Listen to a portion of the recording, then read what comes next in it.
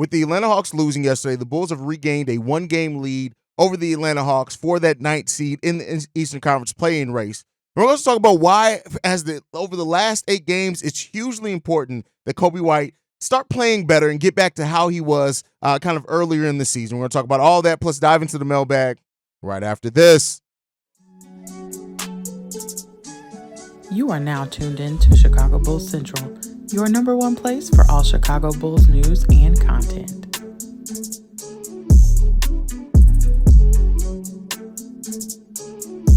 What's going on, Bulls fans? Welcome to another episode of Chicago Bulls Central, your number one spot for everything Chicago Bulls related. I'm the host there, Haize, but more importantly, you guys can follow the channel at Bulls Central Pod on every social media platform we happen to be on. With that being said, let's go ahead and get into this content. So, the Bulls had a half-game lead over the Atlanta Hawks after their loss, and the Hawks played yesterday and did have a 122-113 loss, and that to the Milwaukee Bucks, and that's good, right? As the Bulls are continuing to hope to kind of push for this play-in, and ultimately, the 9-10 matchup is locked in. Basically, it's going to be the Hawks against the Chicago Bulls, and that 9-10 matchup.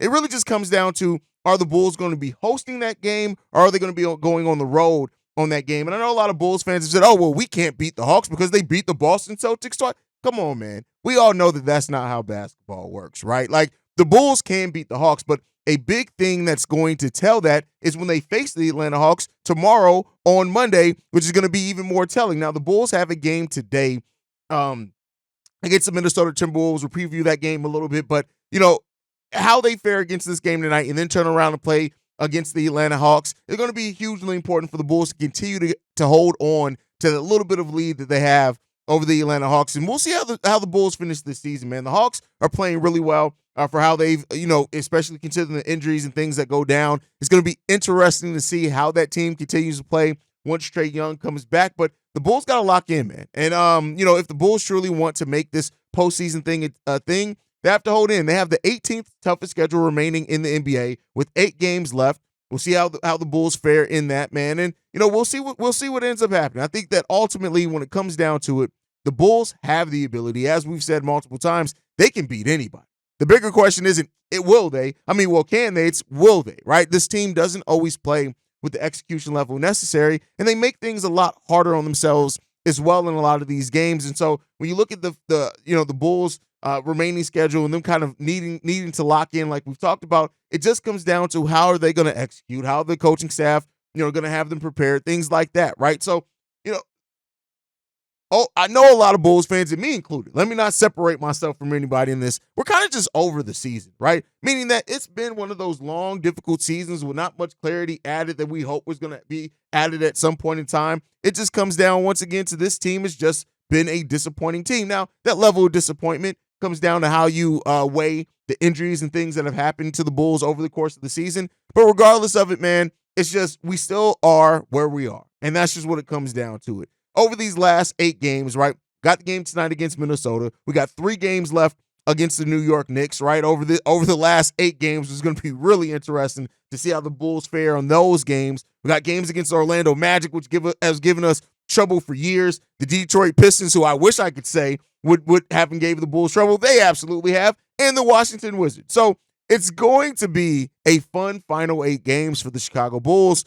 I wish I could call it an Elite 8, but it's not, because the Bulls haven't really been elite in anything other than inconsistency for years. But, we'll see how it continues to go. But one of the things that are going to be hugely important for the Bulls as they look to finish this season is we need to get Coby White back on track, man. Coby White was so important to the Bulls, and let me make no mistake about it. Mainly what I'm talking about is his scoring, right? Coby is still, assisted pretty well, defended pretty well, gotten other players involved. He's still one of the better rebounding guards in the league as well. So I don't want to take away from everything that Coby and try to make it seem like it's just a slump overall. It's a shooting slump for Coby, but it's a legitimate shooting slump. Over the last 10 games, Coby White has shot the ball 33.9% from the field, 27.9% from three-point range. He's averaging 15.6 points per game, which is lower than his season average of a little over 19 points per game in that time. And we need Coby White to just be elite, man. We need him to be back to what he was when he was playing at his best. In the 16 games since the All-Star break, Coby White shooting 38% from the field and 32% from three-point range. we need Coby to be better. There's no there's no way to, sugarcoat that, right? We need Coby White to be better for the Chicago Bulls to win basketball games, especially against teams like Minnesota, teams like the New York Knicks. We're going to need Coby White to play better than what he's played. And, that's just what it comes down to. Maybe this game against Minnesota could be a thing. He scored 33 points last time we faced the Minnesota Timberwolves, and he shot 52% from both three and from the field. So hopefully this is a game where he can kind of get back on track as well. Coby also plays pretty well on the road, but we need Coby White to be back to being the Coby White that he was in January, February, right? We need that Coby White again, because I tell you what, and he's had those slumps in there. He goes up and down, but the offense looks so much better when Coby White is rocking and rolling. It just does. There's no way around that. We are a better team when Coby White is playing better. And so let's hope that happens, man. There are reasons for it. We know that the injury thing happened. I don't want to take away from that because he narrowly avoided a major injury. But it's Coby has had these types of slumps all throughout his career. It's not like it's something new. If it was something that we're just now seeing this, I blame it on just the injury, right? But it's more than just the injury. This is Coby White going through one of the slumps that Coby White has gone through over the course of his career, and he's going to come out of it, right? Even DeMar DeRozan echoing that. DeMar saying this. Coby's going to be fine. It sucks him going down with injuries. Stuff like that can knock your rhythm off. Playing through stuff, you got to get back comfortable, get the feeling back. It's going to come, and it's going to come when we need it the most, and we're going to ride that wave. And listen, if you're talking about the time that we need it most, now is going to be that time. We need it the most now. Coby White is to say this, the Bulls, if Coby keeps playing like this, they definitely can't win a playing game, right? We need Coby White to be playing better to really have this chance if the Bulls really want to have any hope of coming out the playing game. And we'll see if they do that, man. I like I said, I trust Coby. I know that these slumps are going to happen right now with Coby. Inconsistency was one of the biggest questions. He even, talked about his inconsistency coming into the season. So we all know, everybody knows that Coby White goes through inconsistent slumps.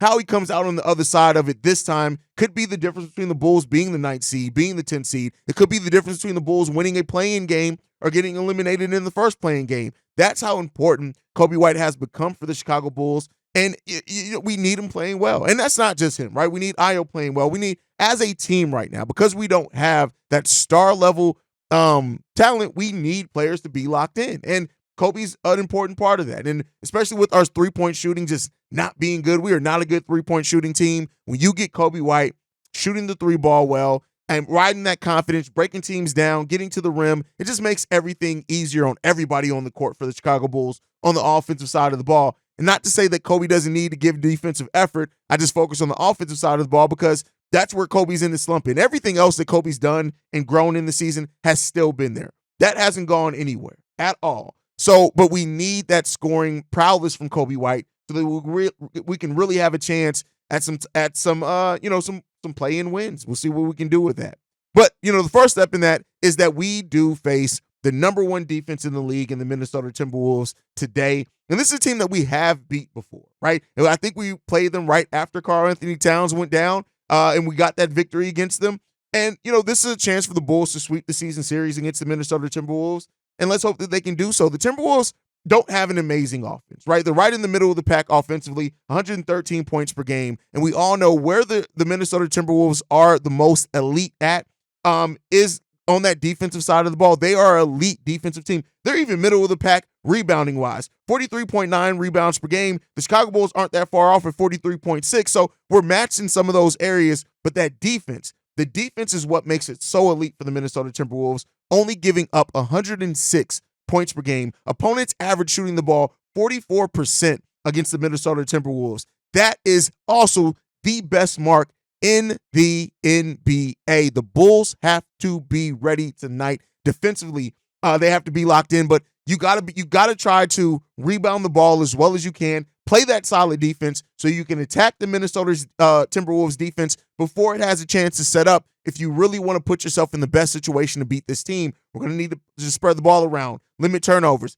take efficient shots offensively as well. I'm not worried about matching them from three or anything like that. I'm worried about the Bulls first having an efficient brand of offense and defense, and then letting the rest come where it may after that, right? Listen, they got Anthony Edwards. Now, while Anthony Edwards is listed as questionable right now, as the Chicago Bulls also have players that are listed as questionable, I don't have any doubts that they're going to play, and you got to come in prepared for them to play anyway, in my opinion. Anthony Edwards, Rudy Gobert, and Jordan McLaughlin are all listed as questionable. The Chicago Bulls have Alex Caruso and Ayo Dosunmu also listed as questionable on that side of the ball. But regardless of who lines up for the Minnesota Timberwolves, the Bulls have to be locked in, and if they're not, they're going to get cooked. And I don't care if Anthony Edwards sits out. Yeah, that's a huge part of their offense. Make no mistake about it, right? Especially since Karl-Anthony Towns went down. We know what Ant means to that team, and he's grown as a passer. He's solid as a defender as well. But even if he's not in that game, you can't let up. You cannot let up at all because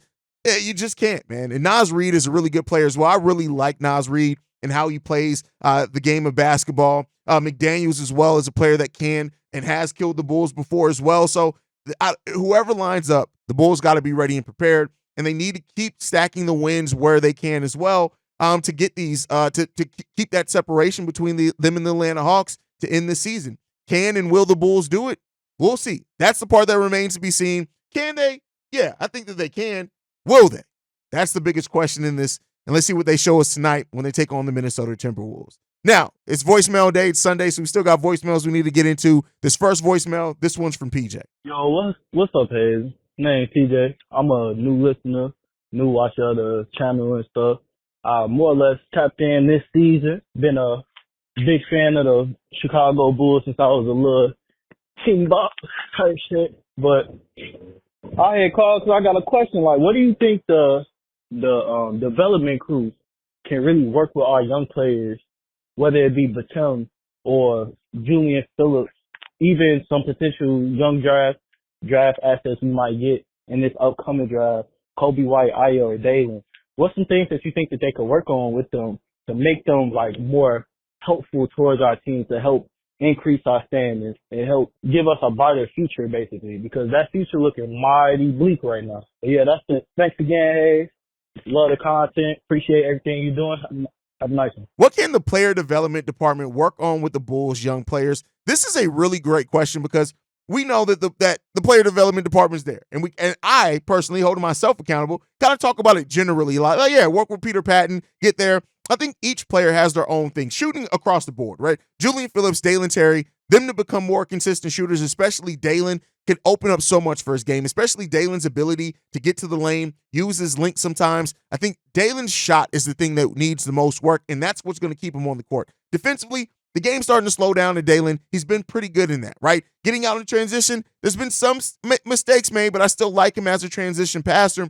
Those are things that Dalen can also work on. But shooting for Dalen Terry, I really want him to get up as much shots as possible this offseason, working with Peter Patton. Kind of the same thing with Julian Phillips, right? Consistency, Julian get some weight on, get that workout regimen going. But shooting as well for Julian Phillips. We know what he can be defensively. We've seen flashes of that. We know that he doesn't hesitate to shoot. You keep getting that shot a little bit better, that can definitely help them. Obi, the shot is not the thing we need to worry about with Obi. And I don't even think really his defense is something that can always be worked on. I think players can always work on defense, but he kind of understands when and where to rotate already. But for Ernolop, I would like to see him work on his passing a lot. I would like to see, I think if he can become a more solid passer, the Bulls may be able to, through some sets, I'm not saying in every possession, run some things through him with his ability to shoot. Teams are going to always have to guard him out on that perimeter. I think that can do wonders for him as well. Ayo and Coby keep working on what they've been working on. It's mainly consistency for Coby. Getting to the free throw line with Coby as well, I would love to see him work on. Ayo keep working on that shot. Make sure that three-point shot is going to be consistent for him. Hugely consistent. I think that's important. Adama Sanogo, for example, I know you didn't necessarily mention him, but Adama, I think it comes down to will Adama have the endurance to play at the NBA level and making sure you keep that basketball IQ going. But the player development department, I'm sure, is going to have these lists of things that they want the players working on this summer, and I hope that they do it. I hope that they really engage with that. We know Ayo is from Chicago, so he's going to be in Chicago. He's probably going to work with them the most. Coby's going to go work with some of his other coaches. He's probably going to work with Dribble Too Much again. That's things that can never hurt him at all. But those are the things that I really look at those young players as I really want them to work on those things because, listen, Adama we'll end up seeing, but he may end up being the backup center next year, or maybe playing third center. because I do think the Bulls may go big in the draft. But if Andre Drummond does leave, we could very well be looking to actually have to play Adama Sanogo at the NBA level next season. OB, we already seen it. Like, OB can be that shooter off the bench for the Bulls. He still needs to work and round out his game a little bit, and Billy Donovan needs to commit to playing him some consistent minutes. And then Julian has all the upside in the world, right? We know what Julian Phillips can be: rim protection, defense, rebounding wise. He's a solid passer. That's something as well that he can work on, getting that shot together. Because I think Julian Phillips is one of those players you look at coming off the bench, and he can play a lot of different roles, a lot of different positions for the Bulls. If he bulks up a little bit more, well, while still maintaining most of his athleticism, that's a really great player to have coming off your bench there. And then we already talked about it. Consistency with Coby. Ayo keep working on their three-point shot. Both of them I would like to see draw a little bit more fouls as well when their shot isn't falling. Those type of things. And Dalen got to work on everything. And that's not to say that Dalen it can't contribute, because we've seen it that he can, especially in spurts. But I think for Dalen to be able to stay on the court, if he shoots the ball a little bit better, that game's going to continue to slow down for him. It's gonna help Dalen tremendously throughout the rest of his NBA career, at least in my opinion. And we'll see how it's going to work out. But great voicemail there from PJ, especially for a first voicemail. You did very good there, man. But let's get into this next one.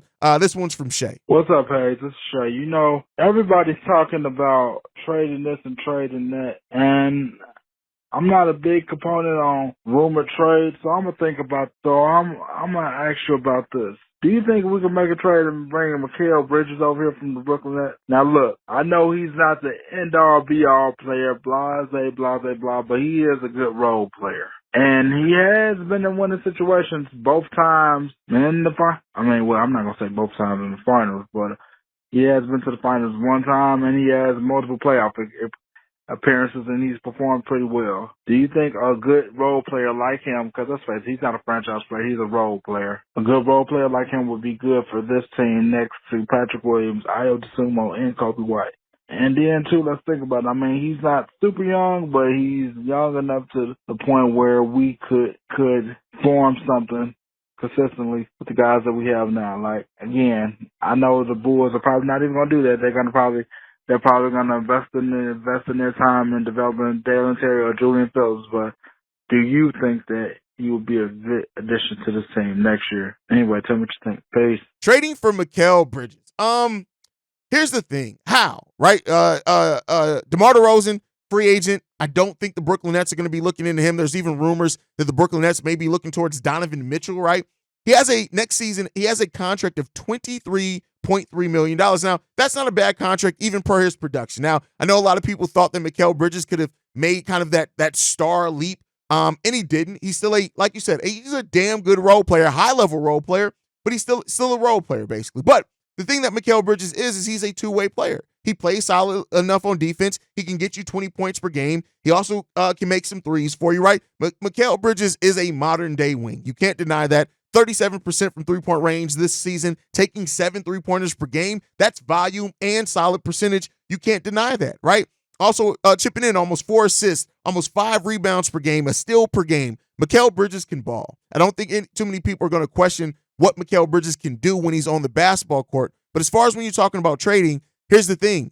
How? What do the Bulls really have that the Brooklyn Nets are going to want? Unless the Nets are going to try to get Donovan Mitchell, right? And maybe the Bulls can use the career-ending injury exception for Lonzo, absorb Mel Bridges' contract mainly into that.